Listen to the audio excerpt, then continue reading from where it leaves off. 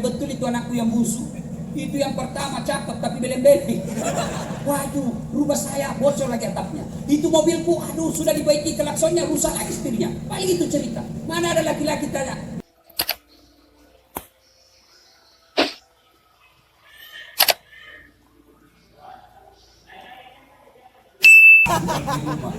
Ibu, mau dirindukan surga?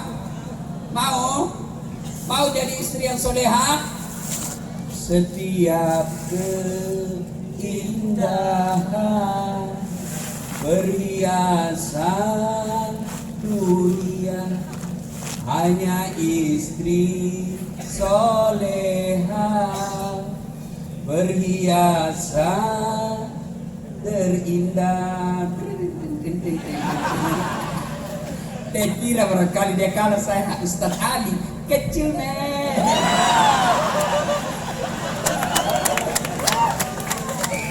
Mau berpantun, mau dengar pantun saya?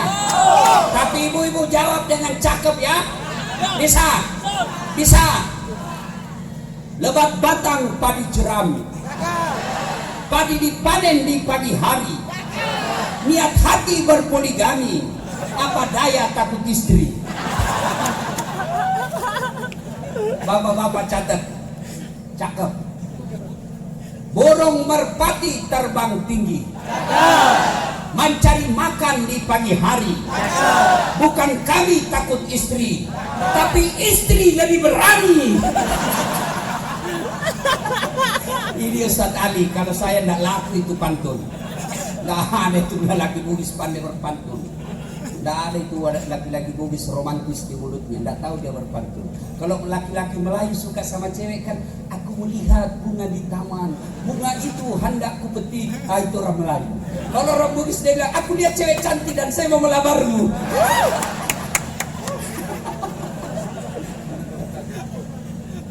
Ayo. Nah, ibu-ibu, hikmah yang kedua dari ceramah kita ini. Kenapa Nabi diisrakan? Nabi berduka, lagi sedih. Lalu Allah perintahkan, Jibril, kau turun jemput kekasihku Muhammad.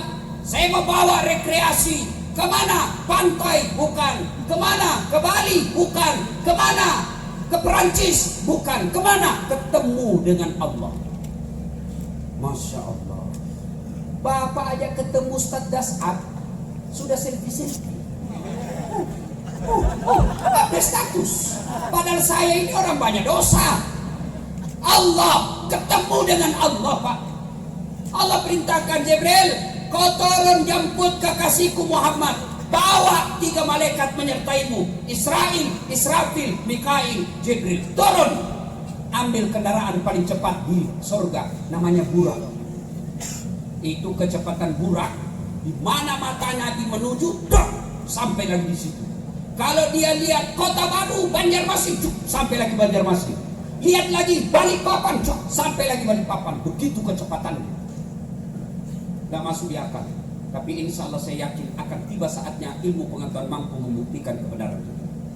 Contoh, siapa sangka dulu waktu saya SD, tidak pernah ada di otakku saya bisa bicara sepupuku yang ada di tanah suci dengan video. Namanya video call. Apa? Mamaku bisa bicara sama saudaranya yang ada di Kota Baru. Kega kondi kakak kobolae, agamu pigau, sudah ngaji. Engkau kita kok. Coba. Ya. Itu tidak pernah dibayangkan dulu. Dulu orang menelpon, tanya Pak Kapolda, tanya Pak Danlan Tamal. Beliau waktu kecil teleponnya bagaimana? Diputar Pak, satu di sini, satu di sini. Halo, halo, Pontianak. Itu dulu Pak, dulu. Sekarang cowok ini yang botaknya jahat. Diajari ceweknya video call. Halo sayang. Ya, coba lihat mukanya. Lihat bibirnya. Turun di leher. Ya, lagi sedikit ya.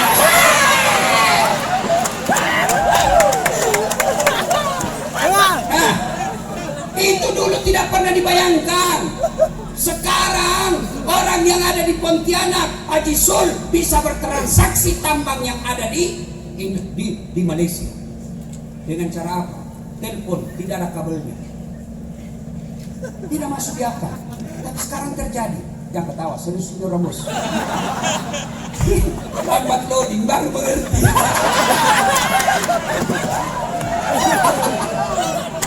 Salatullah, salamullah ala Taha Rasulillah. Salatullah, salamullah ala Yasin Habibillah. Satu, bicara Isra Mi'raj, yang pertama harus kita yakini kejadian Isra Mi'raj itu yang dipakai akal bukan, tapi apa? Iman yang harus dominan. Kalau Allah yang mau, segalanya bisa terjadi. Yang kedua, kenapa Nabi diisrakan? Karena Nabi ingin dihibur oleh Allah yang beliau meninggal paman, kakek dan istri beliau. Dihibur, dibawa pergi ketemu Allah. Nah, subhanalladzi. Kenapa pindah itu ibu-ibu? Oh, anak pondok itu. Pulang. Kalau pulang lagi cewek cantik. Kita mana? Apa kau mau dapat jodoh anak pesantren? Kau juga jadi pesantren dulu bos. Kalau kau perokok, malas sholat, mau dapat cewek santri Dia bilang gunung kan kudaki, lautan ku seberangi, masjid kau lewati.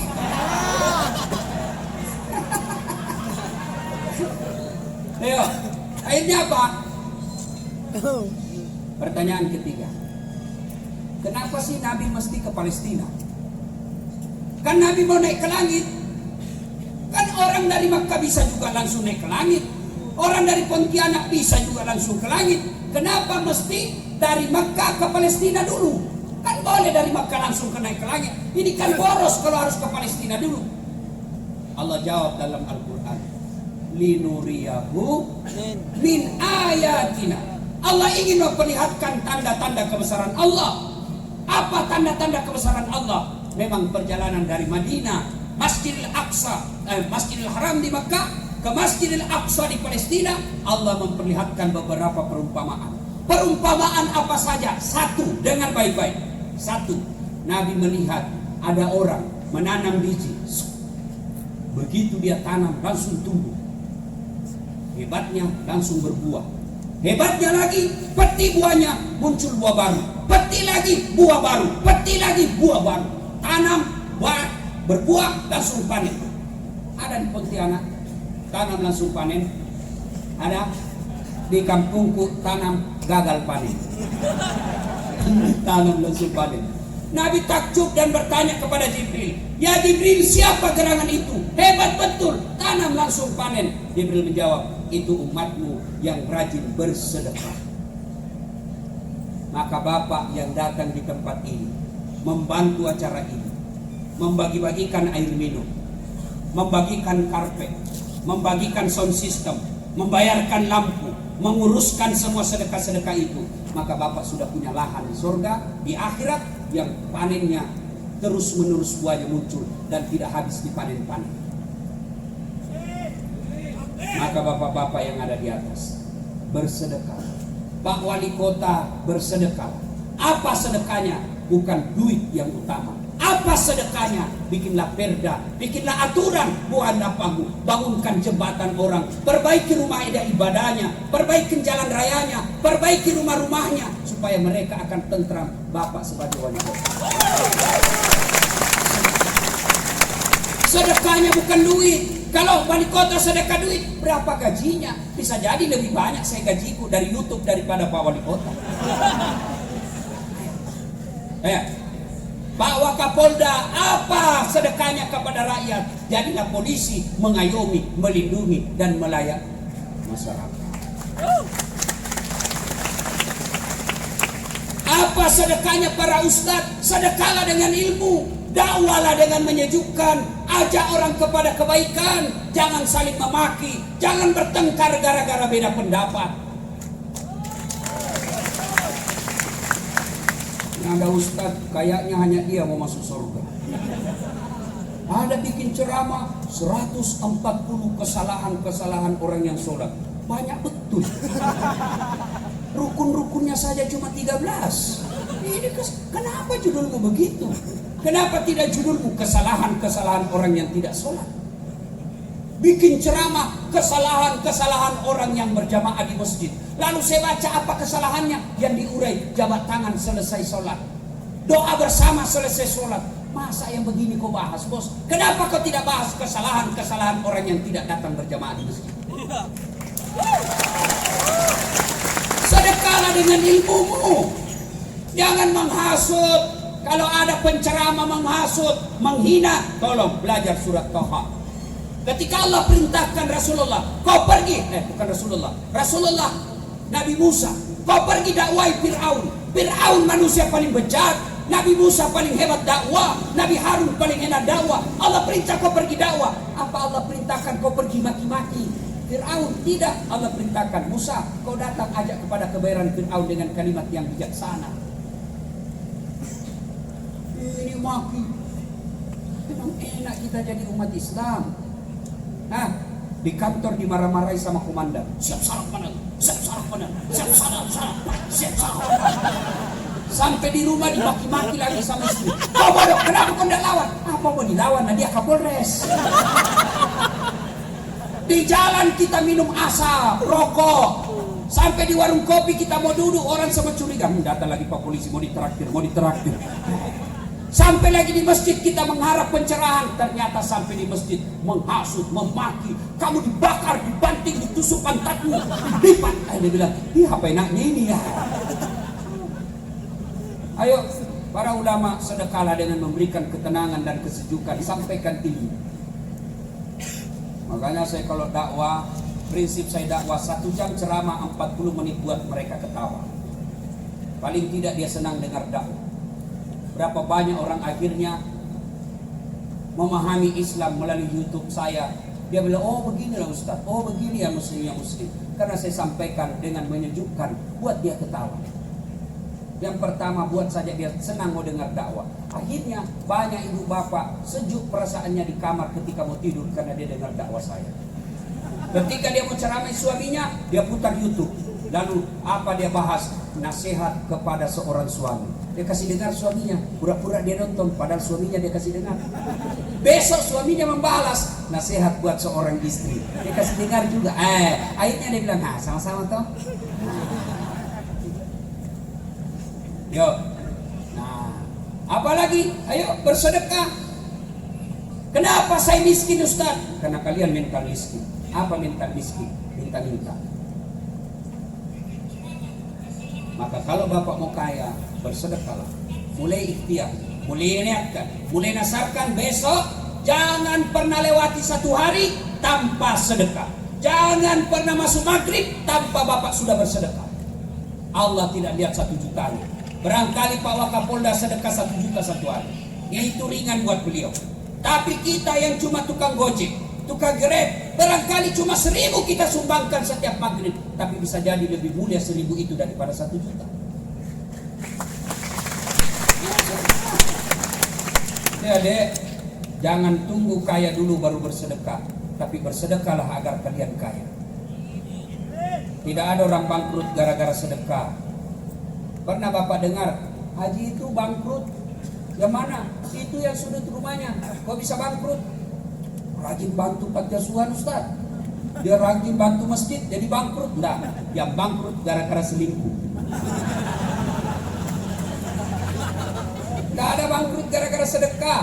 Kenapa bangkrut gara-gara selingkuh? Diperas sama ceweknya. Pak, berikan ngasih.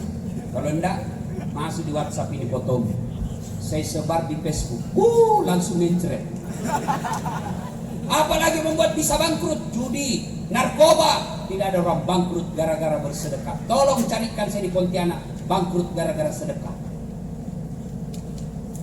Ada di Sulawesi Selatan, almarhum Haji Andi Sose namanya, membangun masjid 165 masjid sampai akhir hayat beliau. Kalau saya tidak salah lebih 100 tahun umur beliau. Tidak pernah kita dengar sakit. malah bank yang berutang sama beliau. Hebat. 165 masjid dia bangun. Kira-kira di Indonesia tidak ada sama beliau. Maka bapak kalau mau sehat, terhindar dari segala penyakit, bersedekah. Ada asam urat, kolesterol, ginjal, terhindar corona, sedekah. Kalau umat Islam yakin sedekah tolak bala. Pelit sekek kikirikan lapak kejampatan. Pendek umurmu bos. Kenapa pendek? Banyak doakan kau sial. Coba kalau dermawan, lewat doakan. Baik rezekinya itu orang kena kita juga. Kalau dia panjang umur, murah rezekinya, kita pun dekat, kita pun dapat. Tapi kalau bapak pelit, jangankan mati, masih hidup orang doakan kita sial. Lewat mobil, mudah-mudahan tabrakan mobilnya. Pelit. Demi Allah, tidak ada orang suka orang pelit. Bahkan orang pelit sekalipun tidak suka sama orang pelit. Usah ke rumahnya, pelit betul. Yang kedua, apalagi yang dilihat oleh Nabi? Ada orang dalam sangkar, perempuan cantik, tapi kukunya terbuat dari tembaga api neraka. Dia cakar mukanya, sakit, tapi dia cakar juga. Mabeti kesih, sakit betul, tapi dia cakar pula. Dia cakar terus, tapi dia teriak sakit-sakit, tapi dia cakar. Lalu dia makan bangkai orang mati di depannya. Bangkai orang mati di depan dia makan. Lalu Nabi bertanya, ya Jibril, belem-belem betul itu? Dongo, goblok. Siapa mereka? Dia tahu sakit tapi dia cakar. Dia tahu bangkai tapi dia makan. Siapa dia Jibril? Jibril menjawab, itulah umatmu yang suka cerita kejelekan sesamanya muslim. Nah, ini biasa banyak yang menyebarkan hoax. Hati-hati. 5 tahun yang lalu, 10 tahun yang lalu, bapak menyebarkan fitnah tidak berurusan sama polisi. Sekarang bapak coba-coba menyebarkan fitnah dan menjelek-jelekkan orang, berurusan sama polisi. Hati-hati dengan pilkada. Hati-hati dengan pemilihan kepala daerah. Biasanya ada tim khusus yang menyebarkan berita-berita bohong agar orang yang dia lawan bisa jatuh martabatnya sehingga tidak terpilih, dan bapak ikut membantu mereka menyebarkan berita-berita kebencian dan kebohongan. Hati-hati. Ini terutama ibu-ibu nih, suka sekali gosip. Biar Ustadz dia gosip juga. Saya lihat tadi lewat di gosipnya. Begitu saya lewat dia bilang, ih kecil aja orangnya. Baru saya lihat secara langsung. Ada lagi yang satu lagi yang kecil, ternyata bajunya itu juga yang di YouTube. La haula wala quwwata illa billah. Tukang gosip. Ini kan penyakitnya perempuan. Mana ada laki-laki tukang gosip? Kalau laki-laki,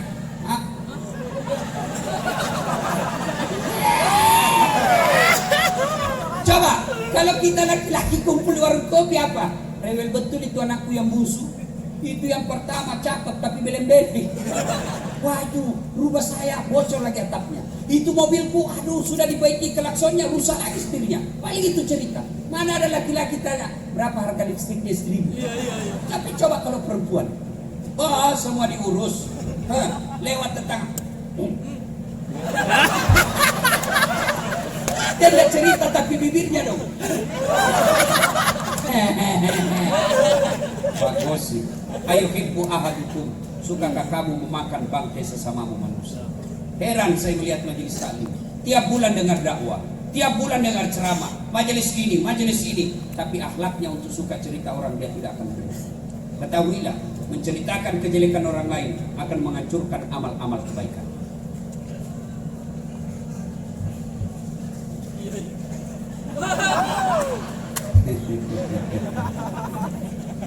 Lanjut lagi. Apa lagi Nabi lihat?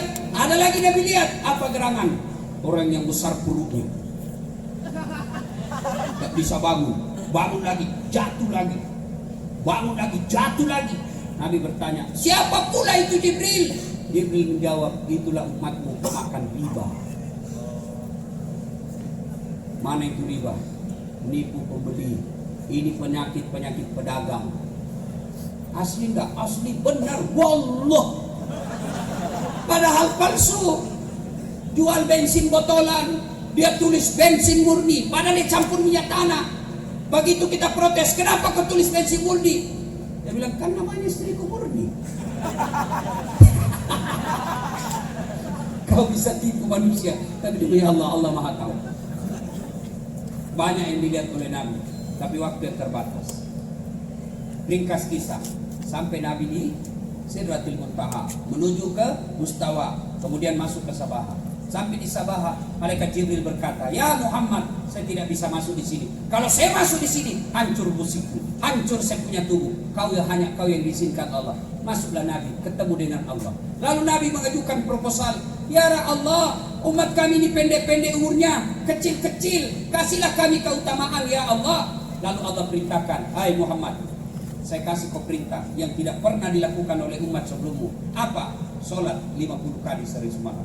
Gembira Rasulullah. Turun Nabi. Langit pertama aman. Sampai di langit ketujuh. Langit kelima. Ketemu dengan Nabi Musa. Lalu Nabi Musa berkata, "Ya Muhammad, apa oleh-oleh dari Allah untuk umatmu?" Saya diberi perintah sholat 50 kali sehari semalam. Berapa? 50 mas bro. Yang aku lagi cari itu dalam hadis mas bro.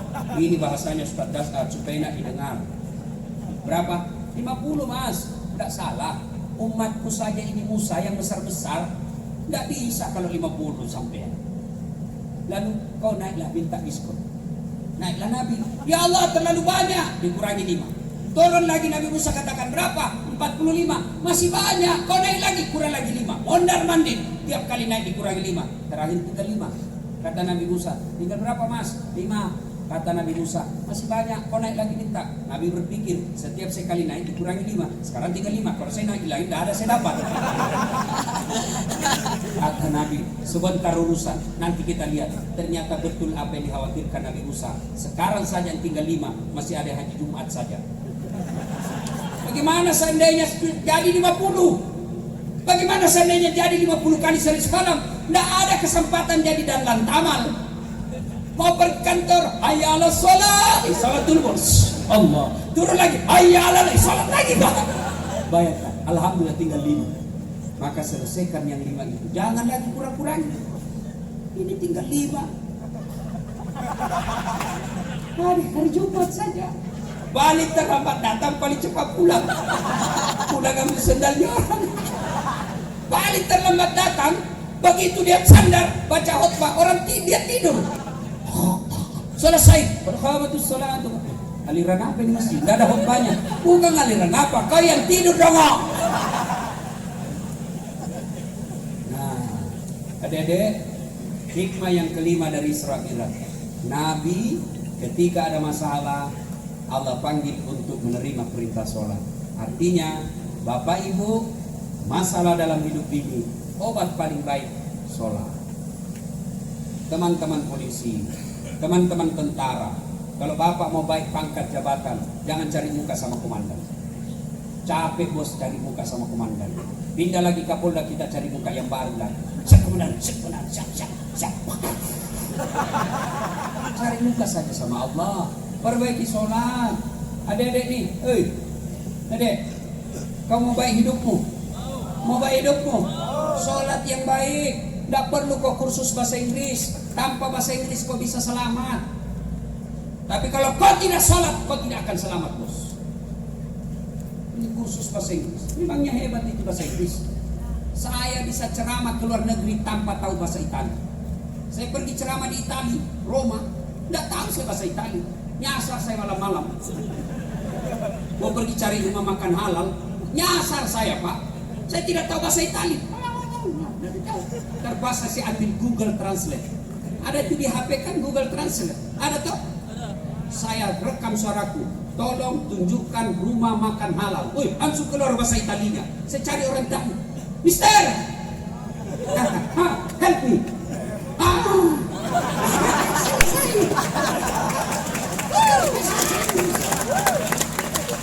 Tapi kalau kau tidak sholat bos, tidak ada kau tidak percaya.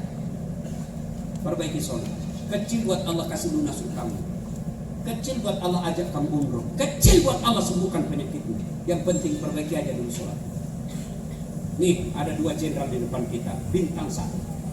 Ini beliau ini kalau panggil ajudannya, demi Allah tidak ada berani melawan.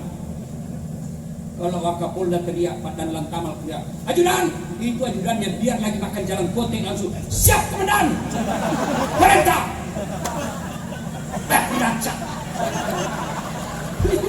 Iya toh. lagi. Haji Dan, tunggu dulu Pak. Injak lehermu. Padahal ini ada pensiunnya bos. Ini ada pensiunnya. Tapi begitu takutnya kita sama komandan. Tapi ketika Allah memanggil kita, hayya 'alas shalah. Tunggu, lagi ada pembeli.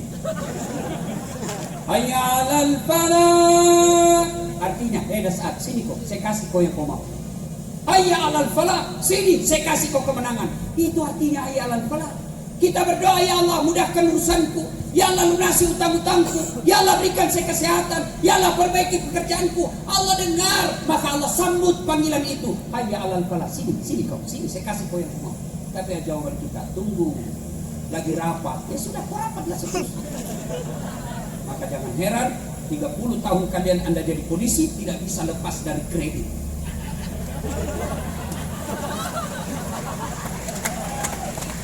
30 tahun kalian jadi pedagang, tapi semakin hari kredit makin melilit kau punya leher.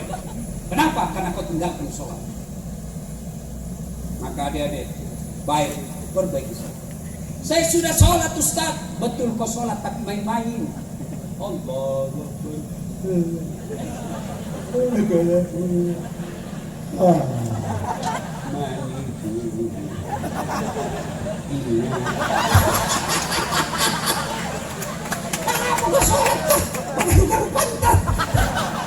sholat kayak orang dicupangin.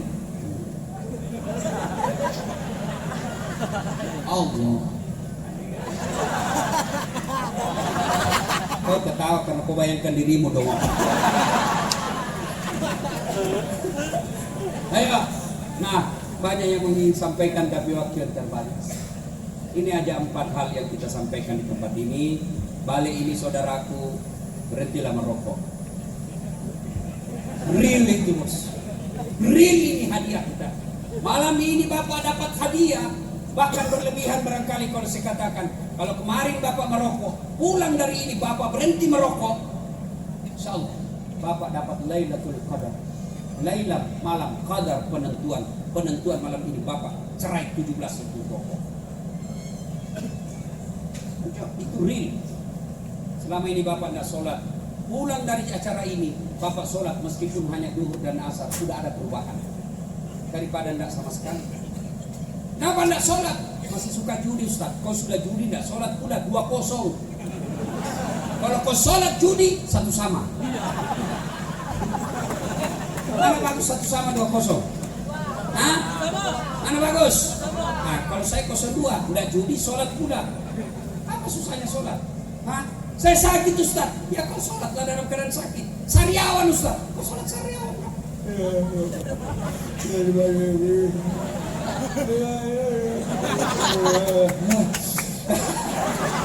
Anda tahu kalau lagi sakit Ustaz, saya tidak tahu bacaan sholat Ustaz. Datanglah jamaah di masjid. Asal salat jamaah, kalau imam sudah baca makmum diwakili. Biar Bapak diam saja. Ya, kalau Bapak sudah amalkan sholat, meninggalkan rokok, subhanallah, berkah acara kita malam ini. Berhasil Laskar Pemuda Melayu. Ingin rasanya berlama-lama, tapi waktu jualannya membatasi kita. Insya Allah lain waktu dan kesempatan kita akan lanjutkan. Lagi? Belum puas? Ya? Memang saya bukan laki-laki pemuas ibu. Mati muda saya kalau saya kasih puas ibu semuanya. Insya Allah lain waktu. Terima kasih atas kehadiran Bapak Ibu sekalian. Mudah-mudahan ada faedah yang kita dapat di tempat ini. Insyaallah. Sebelum saya akhiri, saya mau berpantun lagi. Burung cendrawasih di atas batu.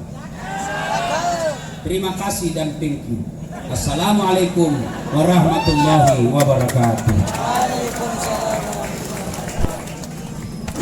Takbir, Allahu Akbar.